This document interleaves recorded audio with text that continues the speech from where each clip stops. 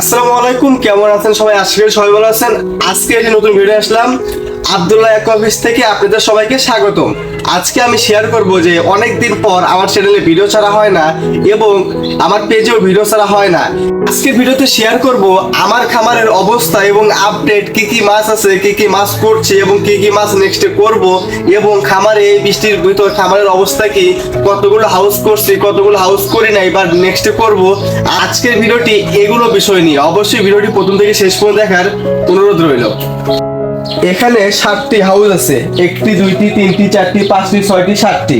আমাদের খামারের নতুন 7টি হাউস তৈরি করা হয়েছে এবং এই পাশে যে জায়গাগুলো দেখছেন এখানেও 1টি 2টি 3টি 4টি 5টি 6টি 7টি এরকম 7টি হাউস তৈরি করা হবে। এটি আমাদের নতুন একটি প্রজেক্ট। এই প্রজেক্টে আমরা নতুনভাবে শুরু করেছি। অত বেশি হাউস করব না, অত বেশি কিছু করব না। এখানে শুধু সুন্দরভাবে একটা সেটআপ হবে।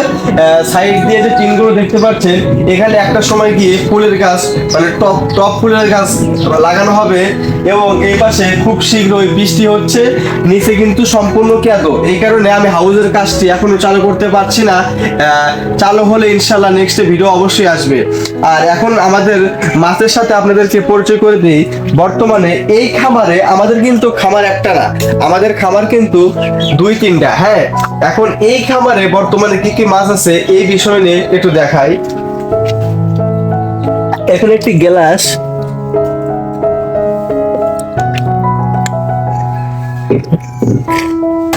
এখানে কিন্তু দেখতে পাচ্ছেন কোবরা গাপ্পি। হ্যাঁ, ভিডিওতে কি বোঝা যায়? হ্যাঁ, মাশাআল্লাহ কোয়ালিটি এখানে আছে, বেস্ট কোয়ালিটির কোবরা গাপ্পি। এটি হচ্ছে অ্যাডাল্ট মাছ। হ্যাঁ, ভিডিওতে কি বোঝা যাচ্ছে? ফোকাস দিতে হবে এইভাবে। মাশাআল্লাহ কোয়ালিটি। হ্যাঁ, এটি হলো কোবরা গাপ্পি। আমি আরেকবার দেখাই, একটু ফোকাস দাও। হ্যাঁ,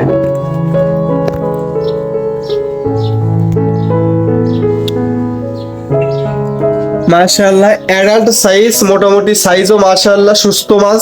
এই কোবরা গাপ্পি ফুল অ্যাডাল্ট। এগুলো যদি কারো লাগে অবশ্যই জানাবেন, হিউজ পরিমাণে আছে আমাদের। হ্যাঁ, তারপরে একটু সামনের দিকে আসি। হ্যাঁ, আমাদের বর্তমানে এখন ওইভাবে মাছ বেশিটা হিউজ পরিমাণে মাছ রেডি নাই। শীতের আগে ইনশাল্লাহ রেডি হবে। এখানে সবকিছু, এখানে সব বাচ্চা রেডি করা আছে। এখানে 500 পিস, এখানে 500 পিস, প্রতিটা হাউসে প্রায় 500 এরকম পিসের মতো রেডি আছে। এখন এই কোবরার ভিতরে অনেকে চায় ভাই আমাকে নিউ অ্যাডাল্ট কিছু কোবরা লাগবে। আমাদের কাছে কিন্তু ভাইয়া নিউ অ্যাডাল্ট কোবরাও আছে। হ্যাঁ, এই যে মাশাআল্লাহ। ভিডিওতে কি দেখা যাচ্ছে?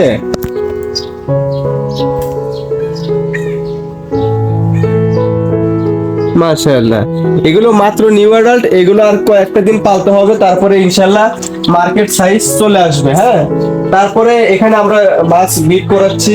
নেক্সটে কিভাবে আমরা মাছগুলো বিট করাই এই বিষয় নিয়েও কিন্তু নতুন একটি ভিডিও আসবে।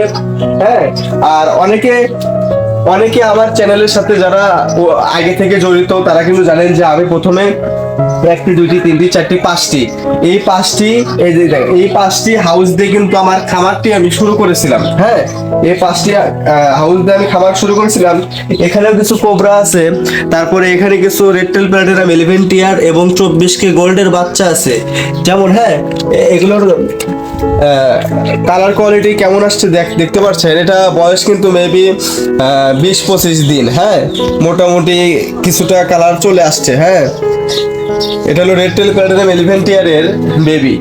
তারপরে আমরা মূলত রেড টেল প্ল্যাটিনাম 11 টিয়ারটাই বেশি করি। হ্যাঁ, রেড টেল প্ল্যাটিনাম 11 টিয়ার আমরা কিসের জন্য এত বেশি পরিমাণে করছি, যারা ফেসবুকে গ্রুপে আমাদের সাথে, যারা ফেসবুক গ্রুপে আমি আব্দুল্লাহ আমাকে সবাই চেনেন, তারা অনেকেই জানেন যে আমি রেড টেল প্ল্যাটিনাম 11 টিয়ার হিউজ পরিমাণে পোস্ট করি। কারণ রেড টেল প্ল্যাটিনাম 11 টিয়ার এমন একটি মাছ, এই মাছটি ছোট থেকে বড় সবাই পছন্দ করে। হ্যাঁ, যেমন এই মাছটি লেজ হয় লাল লাল, কিন্তু সবারই পছন্দ, এবং বডি হয় প্ল্যাটিনাম, সিলভার প্ল্যাটিনাম বা গোল্ডের প্ল্যাটিনাম।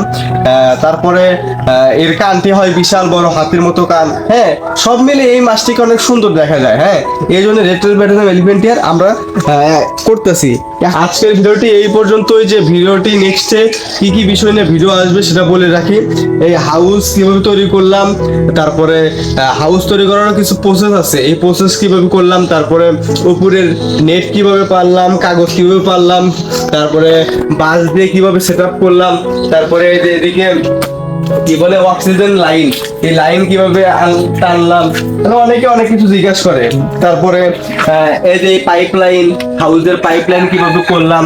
তারপরে এক ভাই তো আমাকে কমেন্ট করে যে ভাই আপনি প্যাকিং কিভাবে করেন, মানে কি মাছ প্যাকিং কিভাবে করেন, তারপরে প্যাকিং করে মানে পার্সেলটা প্যাকিং কিভাবে করেন, এই বিষয় নিয়ে একটি ভিডিও দেন। আমি এই বিষয়গুলো নিয়েও ভিডিও দেওয়ার চেষ্টা করবো ইনশাল্লাহ।